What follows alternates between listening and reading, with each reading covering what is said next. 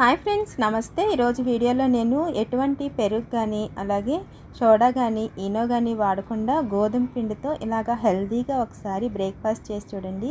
ఇది ఈవినింగ్ డిన్నర్గా అయినా మనకి పిల్లలకి లంచ్ బాక్స్ కింద అయినా ఇవ్వచ్చు. చూసారా ఎంత సాఫ్ట్గా వచ్చినాయో.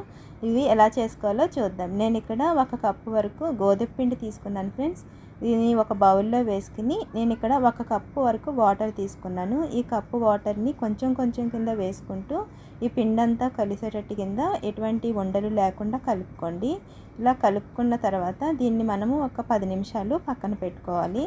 అలాగే దీంట్లో ఎటువంటి మైదా కానీ ఎటువంటి బియ్యం పిండి కానీ వేయకుండానే మనం బ్రేక్ఫాస్ట్ అనేది రెడీ చేసుకోవచ్చు. చూడండి, ఇలా కలిపిన తర్వాత ఇప్పుడు దీని మీద మూత పెట్టుకుని ఒక 10 నిమిషాలు పక్కన పెట్టుకోండి.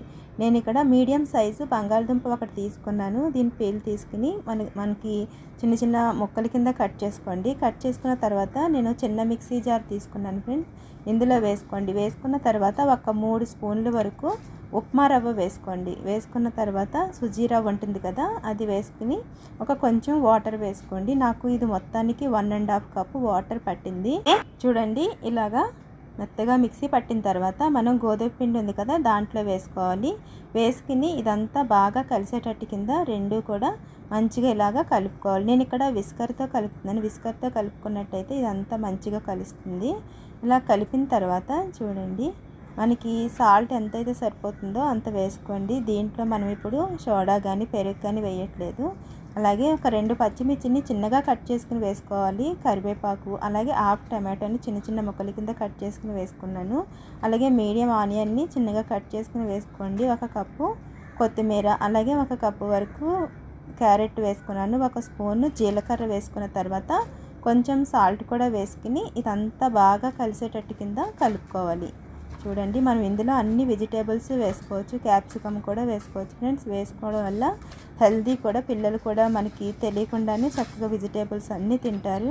చూడండి, ఇలా అదంతా కలిపిన తర్వాత పిల్లలైతే దీంట్లో చట్నీ లేకుండానే తినేస్తారు ఫ్రెండ్స్, అంత బాగుంటుంది. ఇలా కలిపిన తర్వాత ఇప్పుడు మనము స్టవ్ మీద ప్యాన్ పెట్టుకుని ఇలాగా కొంచెం ఆయిల్ని ఇలాగ అప్లై చేసుకోండి. ఇలా ఆయిల్ అప్లై చేసుకున్న తర్వాత మనం గట్టితో ఇలాగా, మీకు పెద్దవి కావాలంటే పెద్దవి వేసుకోండి. అలాగే చిన్నగా కావాలనుకుంటే చిన్నగా కూడా వేసుకోవచ్చు.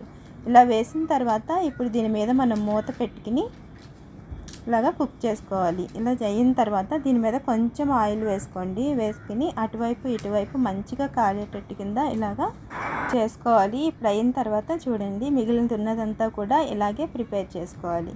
చూసారు కదా ఫ్రెండ్స్, ఫస్ట్ టైం నా వీడియో చూస్తున్నట్లయితే ప్లీజ్ సబ్స్క్రైబ్ చేసుకోండి. అలాగే పక్కనే ఉన్న బెల్ ఐకాన్ క్లిక్ చేస్తే అలానే బటన్ వస్తుంది, దాన్ని ప్రెస్ చేస్తే నేను ఏ వీడియో పెట్టినా మీకు నోటిఫికేషన్ వస్తుంది. మీకు నచ్చినట్లయితే లైక్ చేయండి, షేర్ చేయండి. Thanks for